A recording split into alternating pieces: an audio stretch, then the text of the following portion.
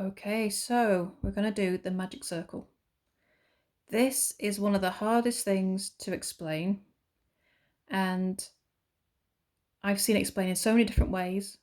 A lot of people struggle with it, but it makes for a really nice finish if you can get the hang of it. So what is the magic circle? It's a way of starting any work that's done in the round.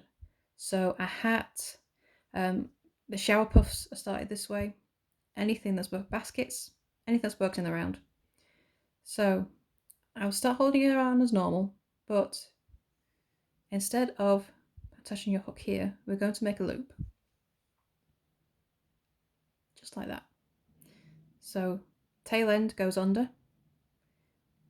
This end that's attached to your ball is over the top.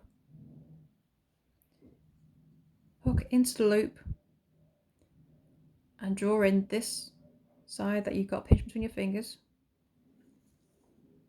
Inside and then yarn over.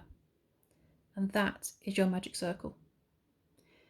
When you're making your stitches, you're making them over the top of this loop here.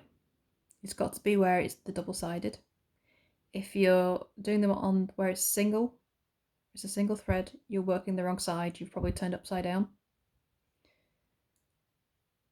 So you would make your stitches in here.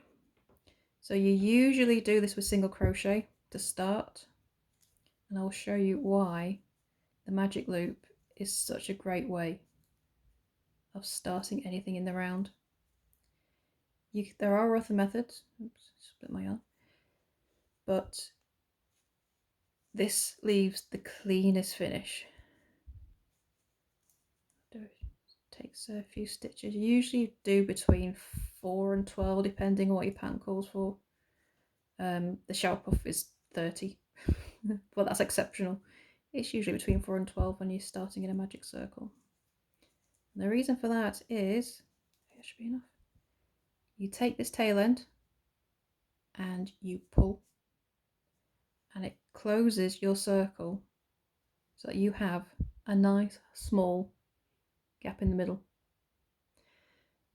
Any other method leaves a much larger hole, but it means the top of your hat won't have much going on. You're not going to have a big hole up there. The bottom of your basket, you won't have a big hole in the middle. So it's a really good method for being able to pull it tight and eliminate that middle hole. So I'll show you how to start it again. I love the magic loop for starting anything in the round. Hiding that hole is brilliant. So again, hold as normal, form a loop. So the side attached to your ball goes on top of your tail loop, tail end I should say. Hold on to that middle bit, you don't want to let go. So hook into the middle of that circle, pull through the bit that you're holding between your fingers, and then yarn over and pull through. That secures it. So that double thread there, you're working over the top of that. And when you're finished, you pull that tail end and it will pull your circle closed nice and tight. This is a brilliant method to use. It's a brilliant method to know. If you're ever working in the round, I highly recommend using the magic loop unless you want that big open circle at the beginning. And that is all there is to it.